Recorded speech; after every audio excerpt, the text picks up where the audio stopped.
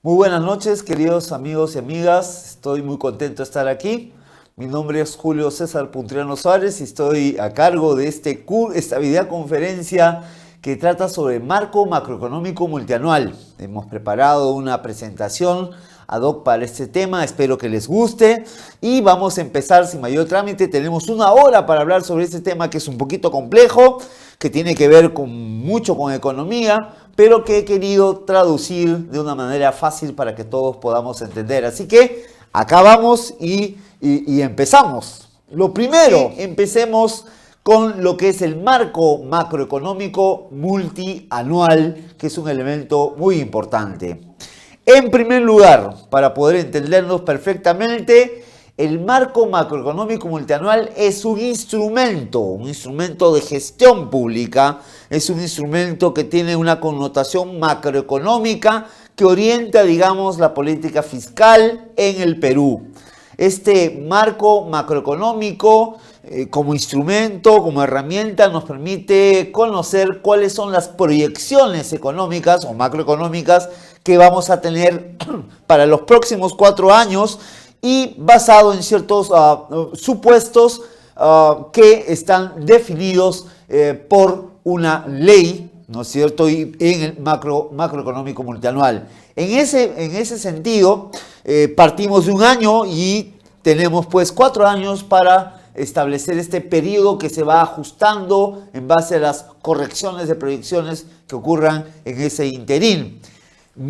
En ese sentido, lo que nosotros tenemos es que este marco macroeconómico multianual constituye el principal documento que el gobierno del Perú tiene en materia económica. En verdad, no regula o establece las principales proyecciones, tales como, por ejemplo, cómo vamos a crecer en el Perú en términos de PBI, ¿no es cierto?, cómo va a ser el comportamiento de la demanda interna, etcétera, que son variables muy importantes, el gasto público, que son variables muy importantes para determinar un poquito la perspectiva macroeconómica que tiene el Perú y que también sirve para los inversores, que sirve también para determinar el contexto macroeconómico en este escenario. Entonces, el responsable de elaborar el marco macroeconómico multianual es el Ministerio de Economía y Finanzas. Tiene una dirección que está en el Viceministerio de Economía, el que se encargará de elaborar este marco macroeconómico multianual o el popular MMM o M al cubo, como ustedes quieran. Evidentemente se basa en información que produce el Banco Central de Reserva del Perú, también la Superintendencia de Bienes Nacionales y la SUNAT, entre otras entidades que son importantes para mirar un poquito el comportamiento macroeconómico de nuestro país. Lo importante de esto y que es necesario recordar, queridos amigos y amigas, es que la regulación, las disposiciones legales que tienen que ver con la elaboración y el afinamiento y las reglas fiscales que regulan la elaboración del marco macroeconómico multianual ha sufrido ciertos cambios que han sido, digamos, expresados en el famoso decreto legislativo 1276 o 1276, como ustedes quieran decirlo, en el cual este decreto legislativo aprueba, no es una ley, que aprueba el marco de la responsabilidad y transparencia fiscal del sector público no financiero. Ese es el nombre del decreto legislativo 1276. En pantalla ustedes están viendo la norma que fuera aprobada recientemente, en realidad, donde establecemos ya una idea fuerza que va digamos, a trasuntar esta videoconferencia. El MMM o M al cubo, como ustedes quieran decirlo, es o contiene las reglas de disciplina fiscal que debemos de tener nosotros para controlar déficit fiscal, para aprovechar los superávit fiscales en los años buenos, para manejar un entorno macroeconómico sano, teniendo en cuenta que nuestra economía también depende de la economía mundial, de la economía global. En ese supuesto nos ayuda y hay un énfasis muy importante en la gestión de riesgos, que es un elemento que aporta, que se está desarrollando en esta nueva normativa y que es importante considerarlo. Por eso es que quisiera que ustedes conocieran un poquito más algunos conceptos que son fundamentales en el decreto legislativo 1276. En primer término, también es importante considerar lo siguiente, ¿no? La ley, este decreto legislativo 1276, establece un marco prudente, responsable, transparente y sobre todo predecible que facilite el seguimiento y la rendición de cuentas de la gestión del sector público no financiero y a la vez que permita, que posibilite una adecuada gestión de los activos y pasivos bajo un enfoque de riesgos fiscales. Este es un elemento muy importante de los riesgos fiscales, es decir, el MMM, el marco macroeconómico multianual, lo que pretende es también prevenir antes que lamentar, mantener un ambiente, un entorno macroeconómico saludable y para eso hay que tener muy en cuenta manejar, controlar sobre todo el déficit fiscal y también en los años buenos que tengamos aprovechar las oportunidades que podamos tener en lo que es el superávit fiscal. Lo importante aquí es mantener una cosa que viene de los 90, ¿no es cierto?, del consenso Washington. Disciplina fiscal y equilibrio fiscal, que son dos elementos que son importantes a la hora de hacer política fiscal. Ese es un elemento muy importante que vamos a tener en cuenta a lo largo. Entonces, por eso es que está este trapecista ahí en sus transparencias, ¿no es cierto? Cómo nosotros nos mantenemos de manera saludable en un entorno que es bastante volátil, bastante complicado, que sufre determinadas turbulencias, más ahora, por ejemplo, que estamos viendo las políticas proteccionistas que ha implementado el gobierno de Trump, ¿no? La separación del Brexit del Reino Unido, de Europa, que también genera ciertas distorsiones, y la guerra que está habiendo de aranceles y de protecciones que hay entre China y los Estados Unidos, lo cual va a afectar también tasas de interés y va a afectar elementos que pueden de alguna u otra manera influir en nuestra economía. Claro está que en el marco macroeconómico multianual que ha sido aprobado para este periodo de 2019 y 2022, ¿no es cierto?, decimos que eso no afectará tanto el ambiente macroeconómico peruano por algunas características que tiene el Perú sobre el particular. Entonces, aquí es importante tener en cuenta los principios generales o el principio general que propugna el decreto legislativo 1276. Miren lo que nos dice, porque esta es, digamos, la esencia de lo que es el marco macroeconómico multianual. Nos dice lo siguiente, ¿no? Debe acumularse superávits fiscales en los periodos favorables. Es un elemento clave. Nos hace recordar ese pasaje bíblico de las vacas gordas y las vacas flacas, ¿no es cierto?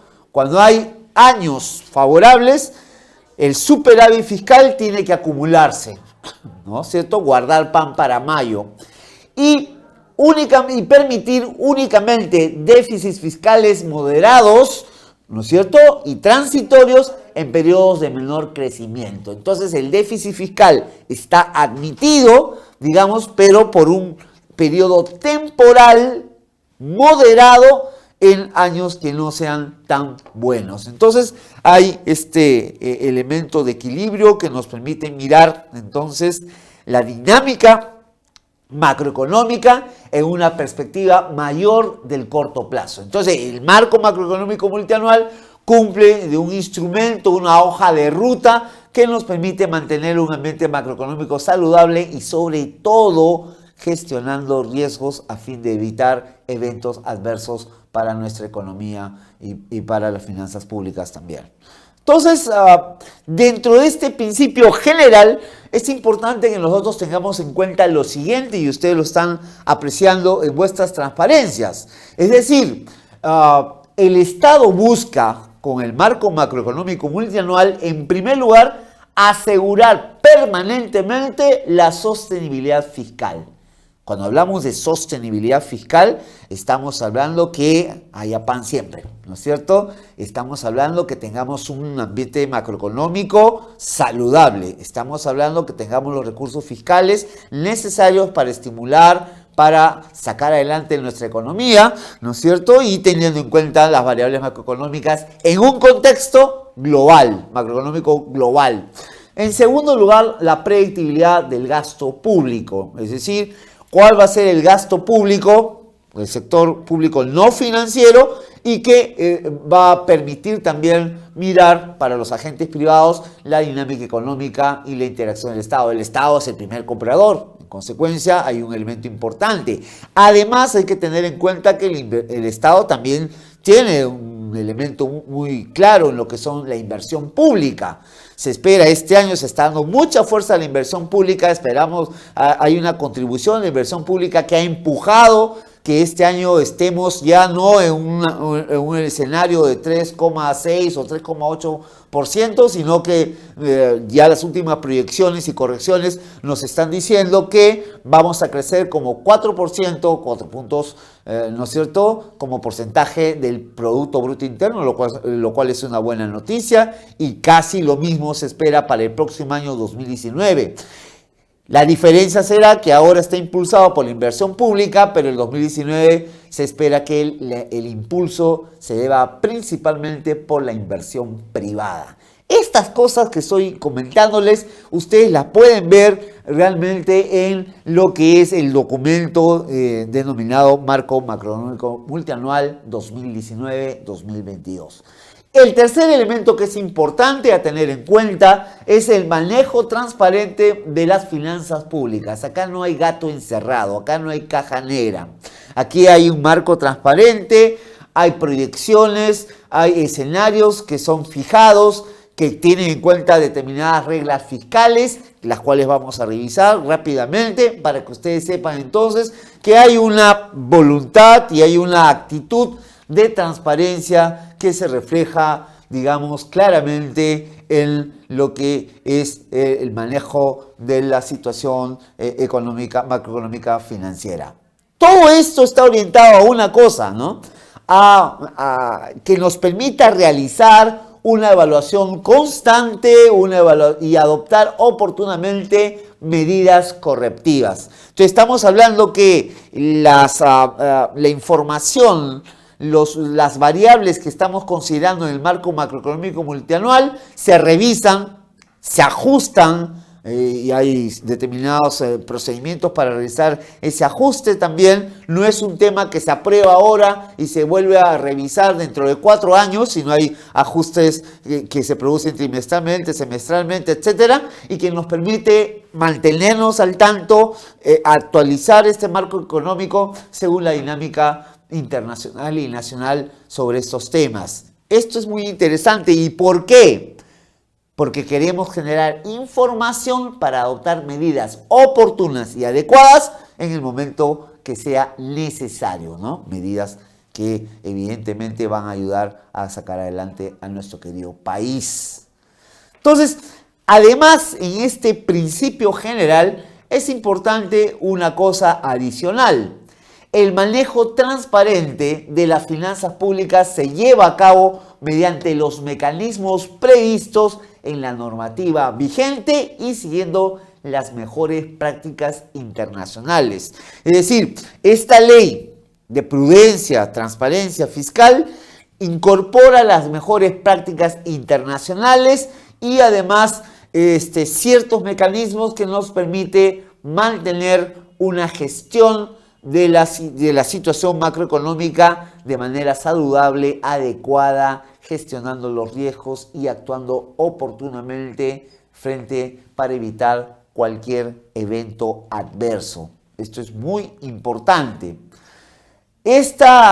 Finalmente, el principio general se concluye en que la responsabilidad fiscal entonces va a implicar el compromiso a seguir un manejo fiscal prudente y disciplinado. Esto es un tema clave que viene de los 90. Yo no puedo gastar más de lo que tengo. Yo no puedo manejarme con déficits fiscales.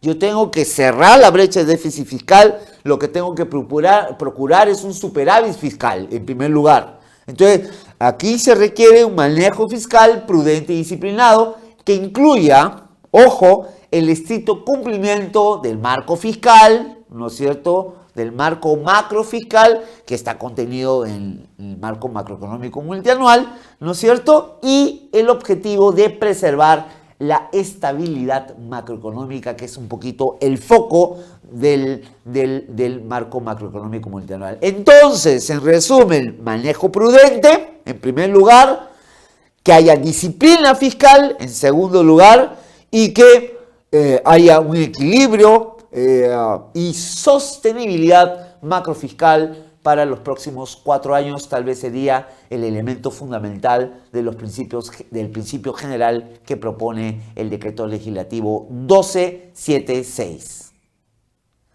Hay algunas definiciones que son importantes para nosotros y quiero mencionarlas porque eso es un tema clave también para entender un poquito este marco macroeconómico multianual, que no es tan sencillo, dicho sea de paso, es importante sí, pero hay algunas definiciones que son importantes y que yo quiero traer a colación.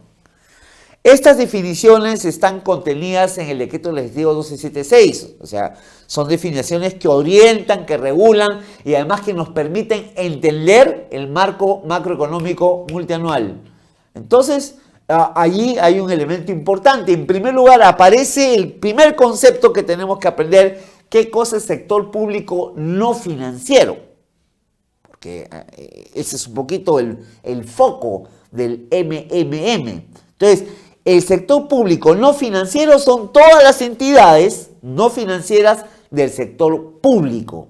El sector público no financiero está compuesto por aquellas entidades públicas del gobierno general y las empresas públicas no financieras. Es decir, básicamente aquellas contenidas en la ley de presupuesto, ¿no es cierto? Y empresas públicas que no sean financieras, que no tengan vinculadas a la actividad financiera, sino más bien actividades productivas.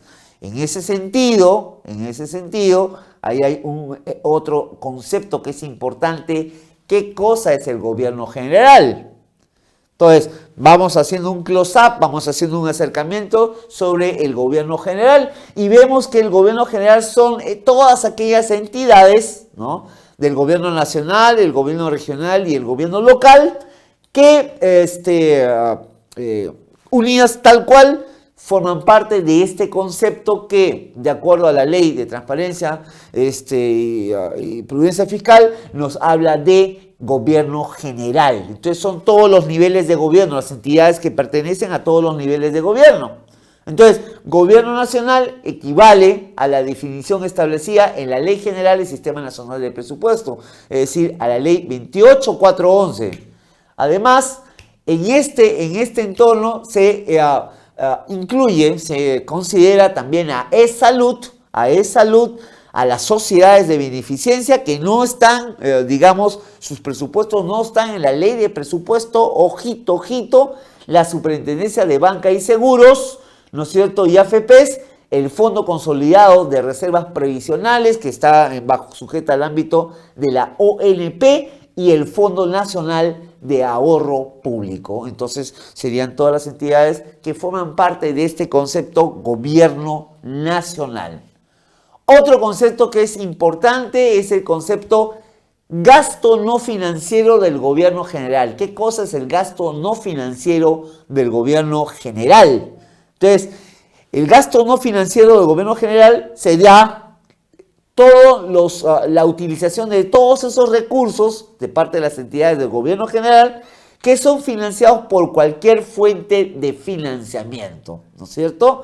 Cuando hablamos de fuente y financiamientos, estamos aludiendo a la clasificación de fuentes y usos que considera la Ley General del Sistema Nacional de Presupuesto, la Ley 28411, es decir, estamos hablando ahí de la 09, recursos directamente recaudados, la 00, recursos ordinarios, estamos hablando de la 07, Fondo Común, estamos hablando de la 11, que es operaciones oficiales de crédito interno y externo, etcétera, ¿no es cierto? Estamos hablando de esa fuente de financiamiento, ¿no?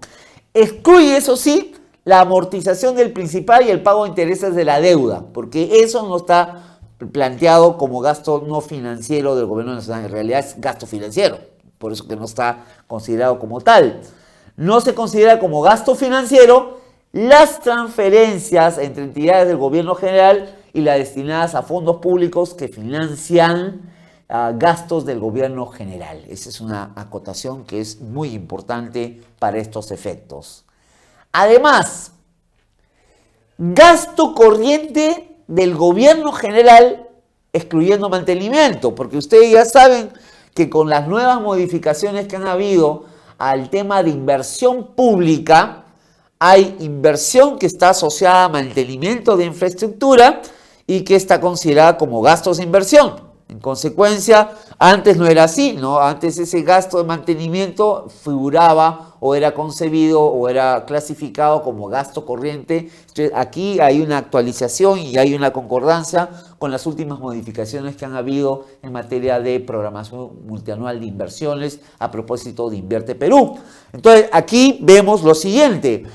Corresponderá este gasto corriente del gobierno general, que excluye mantenimiento, a la utilización de recursos de parte de las entidades del gobierno general que ya hemos definido, destinados a remuneraciones, a bienes y servicios, transferencias corrientes de recursos a otras entidades del sector público y del sector privado, excluyendo el mantenimiento. Entonces todo lo que hablamos es planilla, bienes y servicios básicamente, y transferencias corrientes entre entidades del sector público y al sector privado, excluyendo mantenimiento, porque el gasto de mantenimiento, considerará la adquisición de bienes y servicios para el mantenimiento, para el acondicionamiento y para la reparación de la inversión pública, y esto está incorporado ya como gastos de inversión con las últimas modificaciones en materia de programación multianual de inversiones. Este es un tema muy importante a considerar.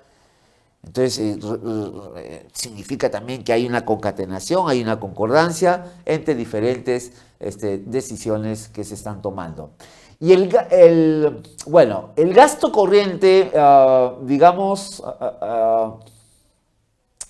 del gobierno general, excluyendo el mantenimiento, tenemos una acotación que es importante. No se considera como gasto corriente las transferencias corrientes entre entidades del gobierno general y las destinadas a fondos públicos que financian gastos del gobierno general, y también para hablar sobre las empresas, finalmente como definición, las empresas públicas no financieras. ¿Qué son las empresas públicas no financieras? Serán aquellas del sector público no financiero que pertenecen a la actividad empresarial del Estado en cualquiera de sus tres niveles de gobierno. Las empresas de agua, las empresas de gas o empresas de electricidad, ¿no es cierto?, u otras que en realidad no realizan actividades financieras. Entonces, ahí está el primer nivel. Ahora vamos a ver algo que es importante y que es necesario considerar en esta parte. Vamos a ver las reglas macrofiscales para el sector público no financiero. Este es un tema muy importante. Estas reglas macrofiscales un poco que organizan, que ordenan, que regulan, que constituyen las directrices en base a las cuales se diseña el marco macroeconómico multianual, y lo vamos a ver a continuación rápidamente porque es importante conocerlas. Y son 4 las reglas macrofiscales, ¿no? La primera es la regla de deuda. Esa es la primera regla. La segunda es la regla de resultado económico. Ya lo vamos a ver qué cosa es. La tercera es la regla de gasto no financiero del gobierno general. Y la cuarta es la regla de gasto corriente del gobierno general. Son 4 reglas macrofiscales que vamos a revisar a continuación. Repito, la regla de deuda, en segundo lugar, la regla de resultado económico, en tercer lugar, la regla de gasto no financiero del gobierno general, y en cuarto lugar, la regla de gasto corriente del gobierno general.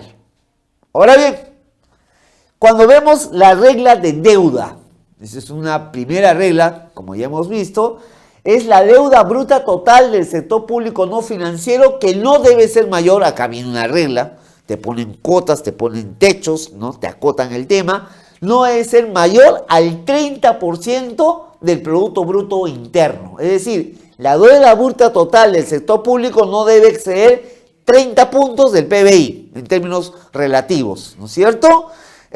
Excepcionalmente en casos de volatilidad financiera, nos dice, y siempre que se cumpla con las otras reglas macrofiscales, la deuda pública podría tener un desvío, una desviación temporal no mayor a 4 puntos porcentuales del PBI, excepcionalmente. O sea, podríamos irnos inclusive hasta 34%, pero en condiciones excepcionales.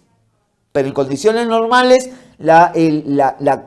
digamos, el techo para la deuda bruta total del sector público no financiero es de 30% del PBI. Además, muy bien, vamos a ver. Además, tenemos que en lo que es la regla del resultado económico, que es la segunda regla, vamos a ver lo siguiente. El déficit fiscal, que es un tema importante, es un concepto importante. ¿Qué cosa es el déficit fiscal, no es cierto? O superávit fiscal. No todo el gobierno tiene ingresos y también tiene gastos. ¿Cuándo hay déficit fiscal? Cuando gastas más de tus ingresos, ahí hay un déficit. Cuando hay superávit fiscal, cuando gastas menos que tus ingresos, te queda un colchoncito por ahí. Eso en palabras sencillas, ¿no es cierto? El déficit fiscal anual del sector público no financiero no debe ser mayor de 1% del PBI. Ahorita no es así. Entonces, el marco macroeconómico multianual está considerando bajar, reducir el déficit fiscal hasta llegar a menos de 1%. Eso lo van a ver en el marco macroeconómico multianual. Esto es un tema muy importante, esta regla de resultado económico. No podemos tener un déficit fiscal mayor a 1% como porcentaje del PBI. Además, nosotros también tenemos una tercera regla, que es la regla del gasto no financiero del gobierno general. Esta regla es muy importante a considerar para todos nosotros. Acá lo importante es lo siguiente. La tasa de crecimiento real anual del gasto no financiero del gobierno general no debe ser mayor al límite superior del rango de más y menos un punto porcentual, ¿no es cierto?, de la resultante del promedio de los últimos 20 años del crecimiento real anual del PBI. Ahí hay un elemento muy interesante a considerar. O sea, la tasa de crecimiento real anual del gasto no financiero del gobierno no puede ser mayor como techo, tiene al rango de más o menos un punto porcentual de la resultante del promedio de los últimos 20 años de crecimiento real anual del PBI. Entonces, esto va a ir reconfigurándose a medida que pasan los años, serán los 20 años anteriores, entonces vamos dejando un año y vamos avanzando. Esta es una regla muy interesante también que nos dice, oye, entonces en tendencia tenemos que tener una tendencia flat, ¿no es cierto?, más o menos lineal en términos de crecimiento real anual del gasto no financiero. El gasto real no financiero del sector público no debería crecer, ¿no es cierto? Muy bien. También en esta misma regla de gasto no financiero del gobierno general hay otra cosa. Para calcular el promedio de los últimos 20 años, se utilizan las tasas de crecimiento real del PBI de 15 años previos a la elaboración del marco macroeconómico multianual, así como el estimado del año fiscal en que se elabora el marco fiscal y las proyecciones de los 4 años posteriores contemplados al marco macroeconómico multianual. Entonces, repito, ¿no? Son 20 años. Entonces, ¿cómo se calcula el promedio, ¿no?, de la tasa real de crecimiento del PBI? Entonces tú, si estás haciéndolo en este año 2018, serán 15 años hacia atrás, ¿no es cierto?, la del presente año, que es la de 2018, y serán 4 años hacia adelante, y es un tema muy importante. Bueno, queridos amigos, me dicen que hay preguntas y quiero revisar el Skype porque, y les agradezco que estén ustedes aquí.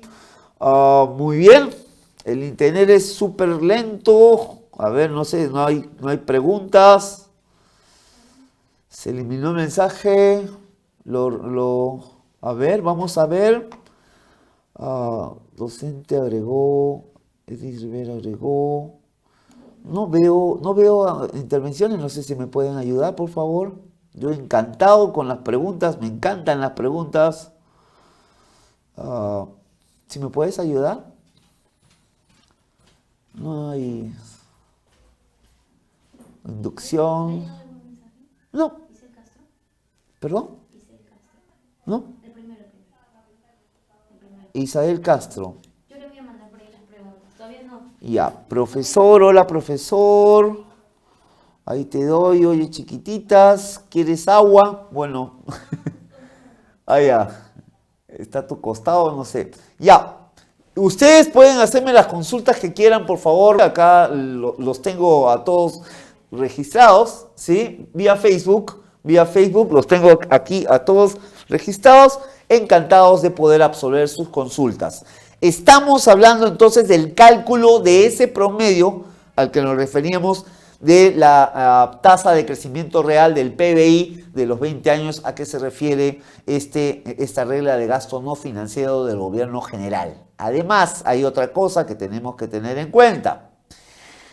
Para la determinación de la tasa de crecimiento real anual del gasto no financiero del gobierno general, se utiliza, ojo que esto es importante, el índice de precios al consumidor de Lima Metropolitana. Repito, se utiliza el índice de precios al consumidor de Lima Metropolitana que está explicitado, que está registrado, a que hace referencia el marco macroeconómico multianual correspondiente al año en que se elabora, ¿no es cierto? En este caso, nosotros ya tenemos un nuevo marco macroeconómico multianual que ha sido aprobado recientemente, 2019-2022. El cumplimiento de esta regla presupone también cumplir con el conjunto de reglas macrofiscales de deuda y de resultado económico que ya hemos revisado. ¿No es cierto? ¿Cuál es la regla de deuda? ¿No es cierto? No más de 1% como déficit fiscal. ¿Y cuál es el resultado económico? Perdón, el resultado económico no más de 1%, ¿no es cierto? Y la de deuda, no más del 30% del PBI y en casos excepcionales hasta 4%, 4 puntos más del PBI, o sea, hasta 34%, hay que considerarlo eso, son las reglas fiscales que ha trazado esta ley. Ahora, acaba otra cuarta regla, que es la regla de gasto corriente del gobierno general, ¿no? La tasa de crecimiento real anual del gasto corriente del gobierno general, excluyendo el gasto de mantenimiento, que ustedes saben que ya no se considera, ¿no? Ese no puede ser mayor al límite inferior del rango de la tasa de crecimiento del gasto no financiero del gobierno general. Entonces hay una correlación de gasto corriente con el gasto no financiero del gobierno nacional. No puede ser mayor del límite inferior del rango de la tasa de crecimiento. Entonces, ahí estamos diciendo que va siempre ajustándose el gasto corriente, no queremos que se dispare y ese es un elemento fundamental para tener una economía, un ambiente macroeconómico sano. Entonces, eso es importante. En ningún caso, la tasa de crecimiento real anual del gasto corriente del gobierno general podrá ser mayor al crecimiento de gasto no financiero del gobierno general. Entonces, ahí hay un elemento importantísimo donde ya nos fija un techo, ¿no es cierto? Y debe ser consistente con las reglas macrofiscales que ya hemos señalado, las anteriores, los cuales se explicitan claramente en el marco macroeconómico multianual del año de elaboración. Ahora bien, para la determinación de la tasa de crecimiento real anual del gasto corriente, el gobierno general va a utilizar el índice de precios al consumidor de Lima Metropolitana y este va a ser considerado en el marco macroeconómico multianual. Hay una pregunta en el Skype y paso a responderla. ¿Cómo hago para F5? ¿Cómo se hace para revisar? ¿Para actualizar? ¿Dónde hago? En Skype, Isen Castro, y ahí sale la pregunta. Yo Ese Castro, ya. Buenas noches. ¿Por qué no puede? Buenas noches. Hola, Isel Castro, ¿cómo estás? ¿No? Soy Isabel. Ah, ya. Entonces, Leonel estaba con su nombre. ya está. Lionel Ángel, ¿cómo estás? Saludos donde quiera que estés. Buenas noches, me dices, ¿por qué no puede ser el marco macroeconómico multianual en 8 o 10 años, tomando en consideración las buenas prácticas internacionales, ya que algunos gobiernos como el de Humala tuvo un alto déficit fiscal? Bueno, tiene que coincidir, normalmente coincide con los periodos de gobierno, en primer lugar. El marco macroeconómico multianual le dice a un gobierno, al gobierno de turno, cuáles son sus posibilidades, su espacio fiscal para sacar adelante las políticas públicas. Esa es una razón en serio. Si tú dices a 8 años, también podríamos hablar a 10 años, pero la pregunta es cuál es la utilidad. A medida que hablamos de más años, estamos hablando que puede crecer la incertidumbre, porque la economía, la volatilidad, el tema de las crisis y las decisiones que se toman en los países va cambiando muy aceleradamente y a veces abruptamente. Entonces, digamos que la decisión que se ha tomado, y eso se explica claramente en la exposición de motivos y también lo hace referencia el Comité Fiscal que revisa el macroeconómico multianual, ¿no es cierto? Está claro que eso coincide con los periodos gubernamentales. ¿Por qué? Porque yo tengo que ver como gobierno cuál es mi espalda fiscal, vamos a decirlo así, para poder sacar adelante políticas públicas. Entonces espero que esto te haya satisfecho, querido Leonel. Bueno, ahí ustedes tienen en pantalla el marco macroeconómico multianual, ¿no? En el cual pueden ustedes ver el documento que les va a decir a ustedes todas estas pautas, y yo quiero también comentarles a ustedes algunos elementos que son importantes en esta dirección. Lo primero es el Consejo Fiscal. El Consejo Fiscal es un organismo que ha sido creado para revisar la propuesta, ¿no es cierto?, del Ministerio de Economía y Finanzas de marco macroeconómico multianual. Y este Consejo Fiscal ahorita está presidido por el economista Waldo Mendoza, y ellos son los que realmente dan la venia, ¿no es cierto?, que el marco macroeconómico multianual es consistente. Vale la pena revisar esta carta y estas apreciaciones que hace el Consejo Fiscal, porque es interesante, ¿no?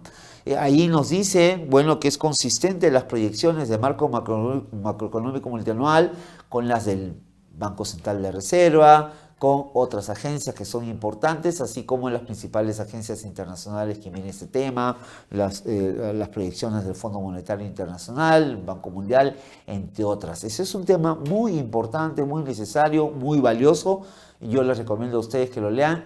Toda esta información está disponible en la página web del Ministerio de Economía, o si no, ustedes pueden buscar Consejo Fiscal, Marco Macroeconómico Multianual, y ahí encontrarlo rápidamente.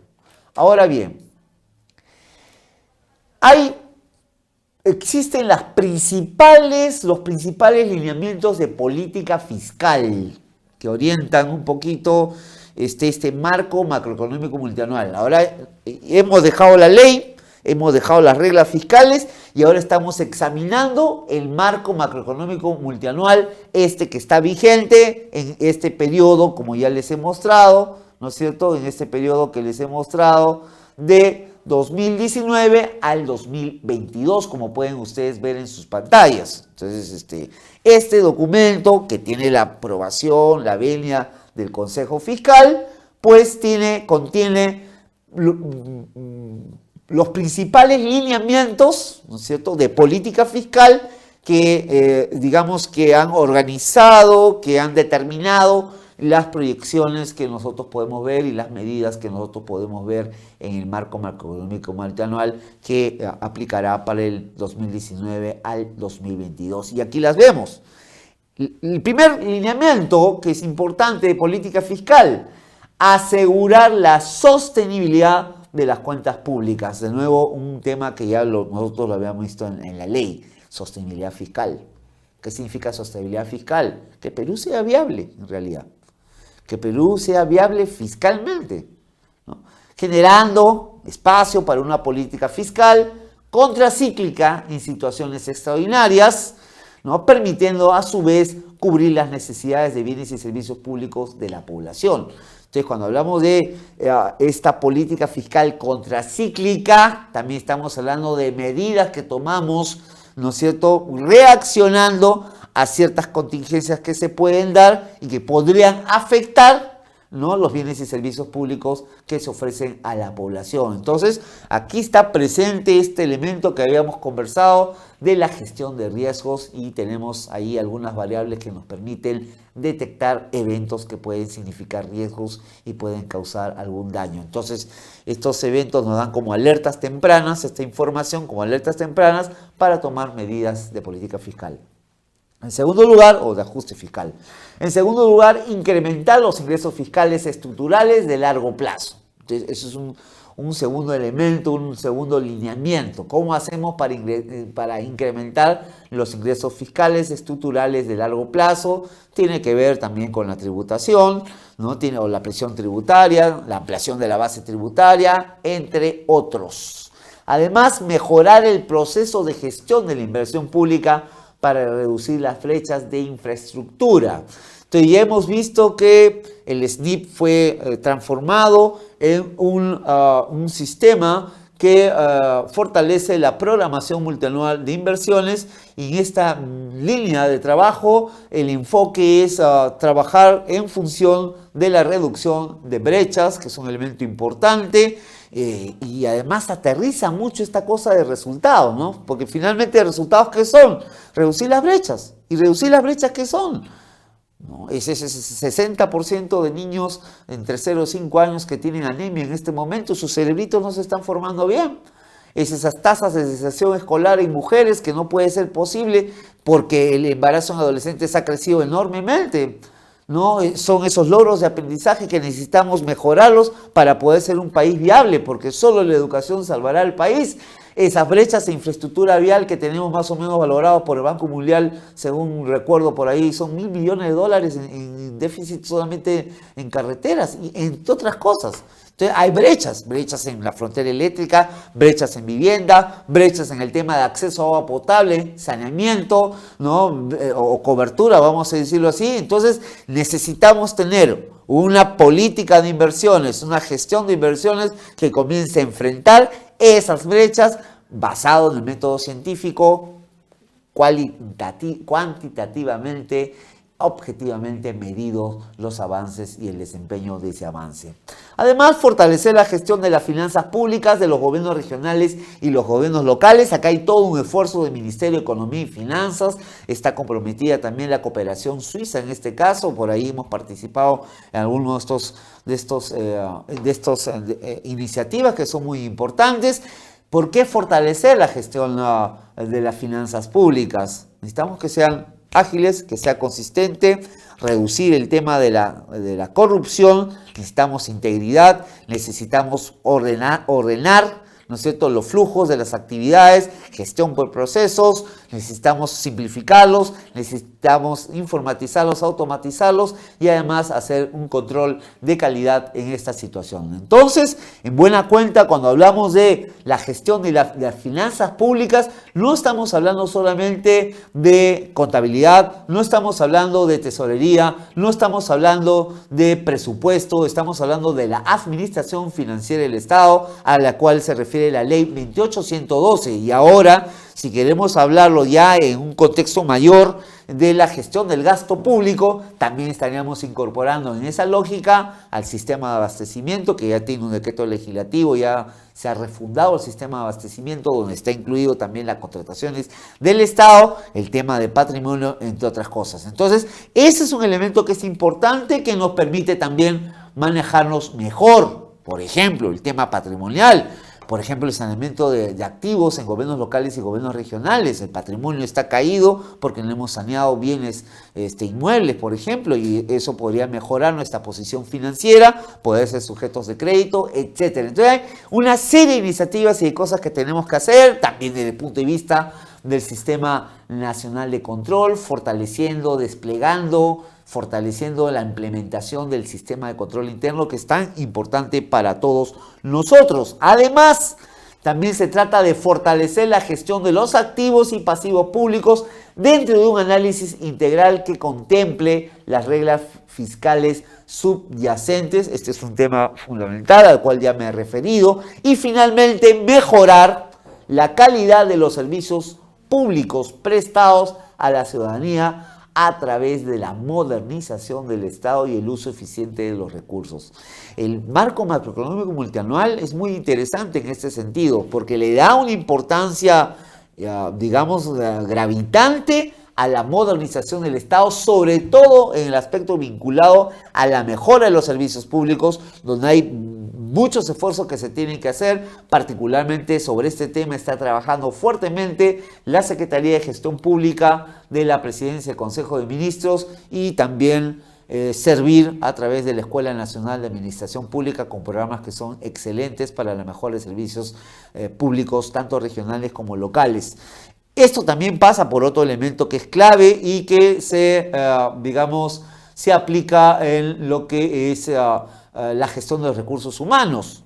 En la marco macroeconómico multianual se hace una referencia explícita a profundizar, a seguir desarrollando, y a mí me parece que es una buena noticia, ¿no?, la implementación del sistema de gestión de recursos humanos del servicio civil en el Perú. Necesitamos fortalecer esa capa de gerentes públicos, esos gestores públicos que deben tomar decisiones, y que los políticos, que las autoridades pues emitan sus políticas públicas, hacia dónde vamos, porque eso es gobernar, ¿no?, establecer el curso de acción, y los gestores que miren las estrategias, la manera como vamos a lograr esas políticas públicas que han planteado la autoridad política. De eso se trata. Entonces tenemos autoridades políticas, gestores, y luego vienen los servidores civiles, que van a ser los que van a hacer las cosas, las tareas, las actividades, en el marco de organizaciones, organizadas por procesos y bajo una lógica que plantea la Política Nacional de Modernización de la Gestión Pública, esa lógica de la cadena de resultados. Yo los invito a que ustedes revisen eso porque es muy importante. Además de esto, yo aquí les he querido colocar, ya para que ustedes vean un poquito los cuadros. El marco macroeconómico multianual tiene muchos cuadros importantes, y acá hay uno de ellos: cuáles han sido las medidas implementadas y las respuestas en los países en el 2018, ¿no? Cómo estas medidas, que son de otros países, por ejemplo de Estados Unidos, ¿no es cierto?, China, etcétera, cómo van influenciando, cómo van, influyendo en el comportamiento macroeconómico de los países. Acá tienen un ejemplo de esta situación. Espero que les guste a ustedes, ¿no? Por ejemplo, los Estados Unidos en enero del 2018, ¿no?, anuncian los aranceles de 50%, ¿no?, de las lavadoras, 70% de paneles solares, ¿no es cierto? Entonces comienza una guerra arancelaria. ¿Con quién? Con China, ¿no es cierto? Entonces China también está respondiendo. Ahí hay un tema que afecta el tema de las tasas de interés, afecta una serie de cosas, y esto también influye en las economías. Eso en primer lugar. Aquí les he visto otro mapa que me parece importante, el mapa de riesgos internacionales, en esta lógica de la gestión de riesgos. En el marco macroeconómico multianual se detectan o se definen 4 tipos de riesgos, ¿no? El proteccionismo global, que ha sido impulsado por el gobierno de Donald Trump en Estados Unidos, y también en cierta medida por el Reino Unido, dada el Brexit, la separación de la Unión Europea. También estamos viendo los desequilibrios financieros que pueden ocurrir. Estamos viendo que todavía Grecia, por ejemplo, en la Unión Europea no ha resuelto su situación. Estamos viendo también en España cómo Cataluña quiere dividirse de España. Hay ciertos movimientos que son interesantes y que también pueden afectar o pueden generar desequilibrios financieros. Aún en América Latina también tenemos la situación de Venezuela, pero también es preocupante lo que está pasando en estos momentos Argentina, ¿no? Y en menor medida otros países, pero ahí hay dos elementos importantes. Brasil también podríamos estar hablando, y la preocupación también que es interesante, importante y relevante en América Latina es que se mantiene la desigualdad, y de hecho, según el Fondo Monetario Internacional, somos la región más desigual del mundo. Es decir, pocos tienen mucho y muchos tienen poco, y ese es un tema que tenemos que trabajar en lo que es asignación y en lo que es distribución de los recursos fiscales. En tercer lugar, el populismo global, y en cuarto lugar, el sistema financiero de China. Aquí yo he separado algunas cositas que me parecen importantes que ustedes lo puedan ver. Por ejemplo, en materia de proteccionismo global, esto es un elemento del macroeconómico multianual que ustedes deberían leer, ¿no es cierto? Ahí, por ejemplo, vemos que en materia de proteccionismo global, las medidas arancelarias de los Estados Unidos, que han sido varias con el gobierno de Trump, se han intensificado en los últimos meses, provocando reacciones de otras economías, sobre todo en China, en la zona euro o la Unión Europea, en México, en Canadá, entre otras zonas. Eso ha generado una reacción alérgica, digamos, en términos macroeconómicos. Si estas tensiones comerciales van a continuar, como es probable que continúen y se incrementen, las perspectivas de nuestros socios comerciales y el precio de los metales industriales, tales como el cobre y el zinc, y los agrícolas, como la soya que nosotros producimos y exportamos, podrían deteriorarse significativamente, lo cual afectaría nuestra balanza comercial. Exportaciones menos importaciones, ahí habría un elemento que es importante. En lo que se refiere a los desequilibrios financieros, ustedes podrían ver también otro tema.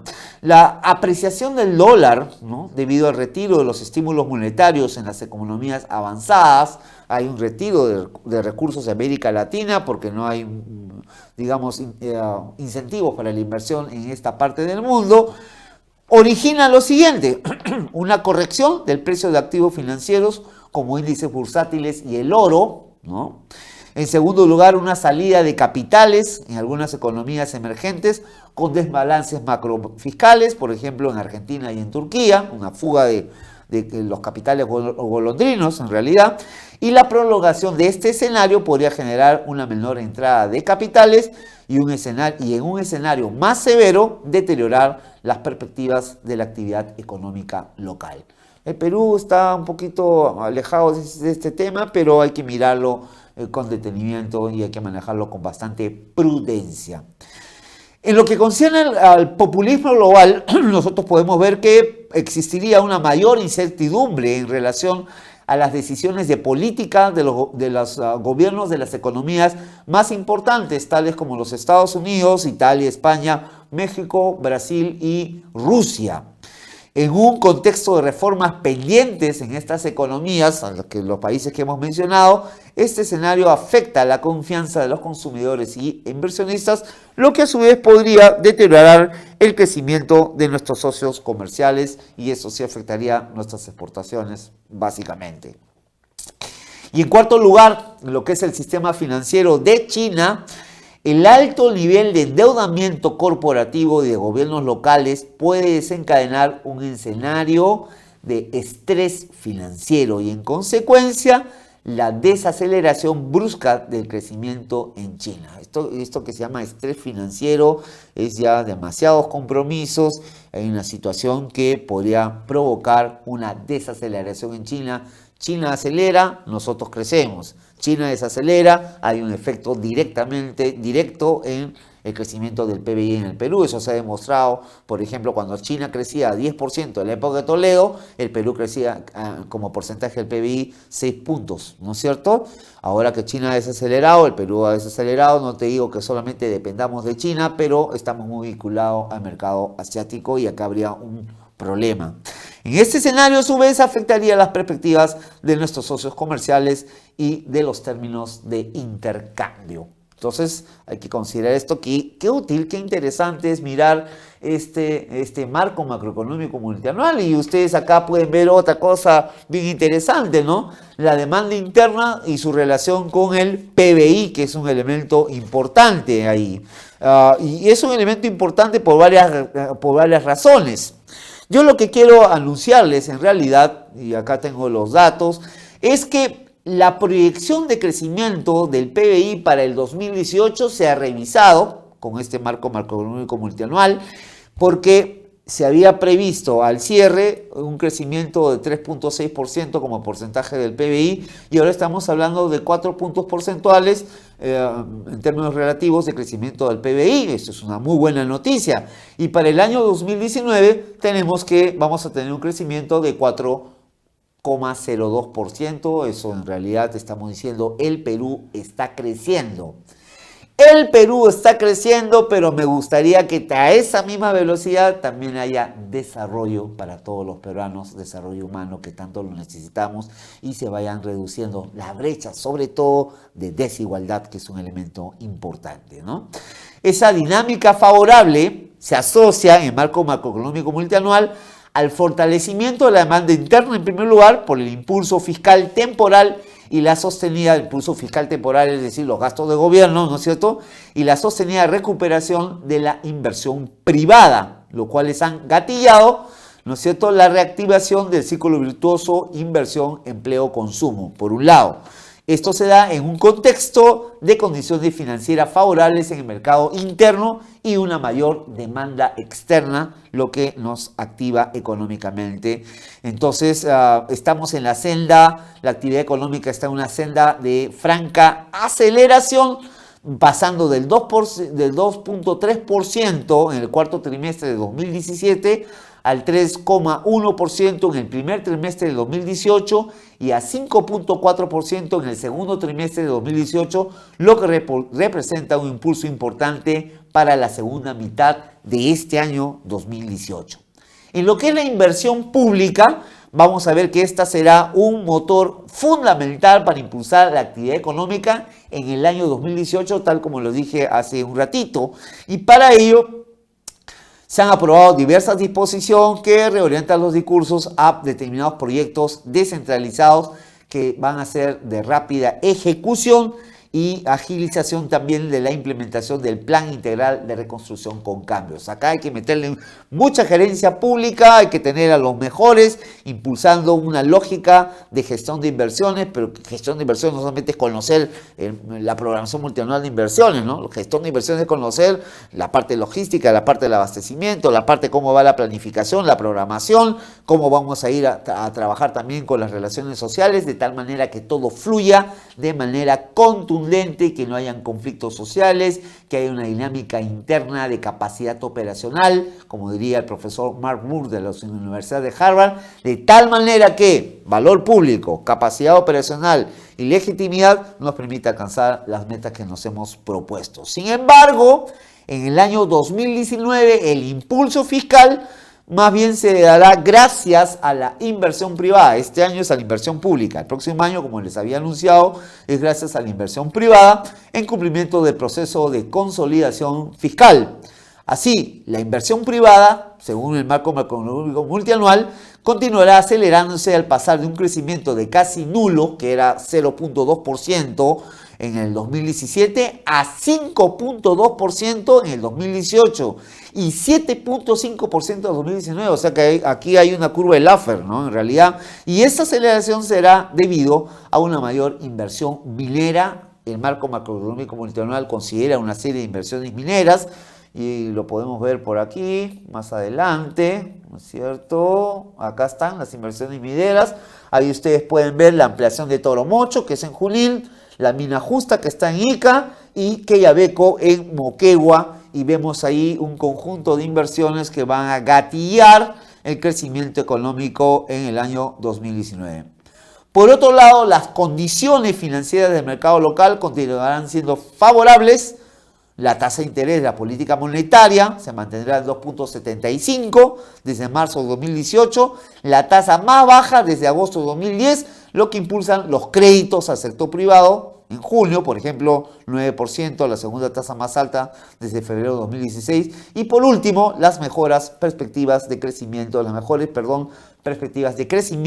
de nuestros socios comerciales que favorecen la demanda de productos no tradicionales de mayor valor agregado en los sectores agropecuario, textil y químico. Entonces tenemos buenas perspectivas en el ambiente macroeconómico. Yo les estoy regalando algunas transparencias que son importantes. Por ejemplo, aquí tienen los beneficios sociales de los proyectos de infraestructura que son importantes, los que se han anunciado y que nosotros vamos a poder mirar en breve, ¿no es cierto? Aquí tenemos, por ejemplo, la línea 2 del metro de Lima-Callao, donde hay una inversión comprometida en millones de dólares, de 5.346 millones de dólares, y que va a disminuir en 2 horas y media, a 45 minutos, el viaje entre Ate y el Callao. ¡Qué espectacular!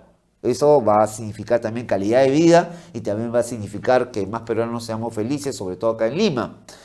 El incremento, por ejemplo, de las actividades económicas en las áreas de influencia del proyecto y la reducción de las emisiones vehiculares y la contaminación atmosférica por el CO2. Además, tenemos otra inversión importante que era requerida, que es reclamada además, porque ya el aeropuerto internacional Jorge Chávez ya quedó chico. Hay una ampliación del aeropuerto, esto significará el orden de 1.062 millones de dólares, y esto implica la ampliación de la capacidad del aeropuerto a 30 millones de pasajeros por año. Fíjense ustedes la cantidad de turistas que están llegando, y la ampliación de las operaciones para mejorar la conectividad entre los diferentes departamentos. Además tenemos Majes-Iguas 2 con una inversión de 560 millones de dólares. Tenemos también el enlace Mantaro, Nueva Yanango y Carapongo, y el enlace Nueva Yanango, Nueva Huánuco, que es de 321 millones de dólares. Tenemos el terminal portuario general de San Martín con 240 millones de dólares. Ahí están los beneficios sociales que se están produciendo. Ustedes lo pueden revisar en marco macroeconómico multianual. Y el terminal portuario de Salaberry con 229 millones de dólares. Por ejemplo, en este último caso, el de Salaberry, como beneficios sociales se están identificando un incremento de la capacidad operativa para atender la demanda de carga de agroexportación, producción minera, entre otros. O sea, van a salir mercaderías directamente de Salaberry, y además modernizar el puerto, migraría el oleaje y reduciría sus días de cierre, que es un tema importante. O sea, habría mayor operatividad, mayores días de operatividad en ese puerto. Bueno, tenemos también el marco macroeconómico multianual considera, por ejemplo, cómo ha ido evolucionando la oferta de viviendas. Ustedes ven ahí en la pantalla que la tendencia, en realidad, si ustedes ven mi cursor, es a la alza, ¿no? Y vemos, por ejemplo, que hubo un bajón en el tercer trimestre del año 2017 y en el primer trimestre del año 2018 estamos en 80-43 proyectos de vivienda, lo cual es importante. Había un disparo positivo en esta dirección. Ustedes pueden ver la oferta de vivienda según avance de obras, que es un cuadrito interesante.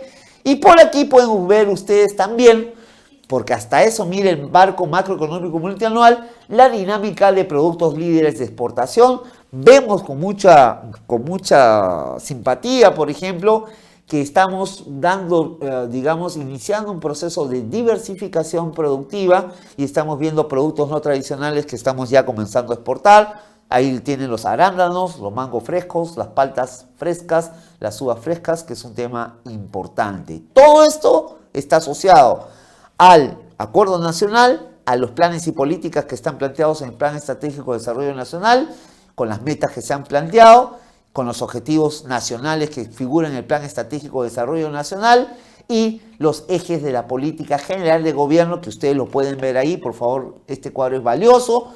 Buscamos la integridad y la lucha contra la corrupción, en primer lugar. Buscamos el fortalecimiento institucional para la gobernabilidad, es decir, para poder tener la capacidad de responder a la demanda social. En tercer lugar, crecimiento económico que sea equitativo, que sea competitivo, que sea sostenible, el desarrollo social y bienestar de la población y la descentralización efectiva para el desarrollo. Eso es lo que queremos y eso es lo que buscamos.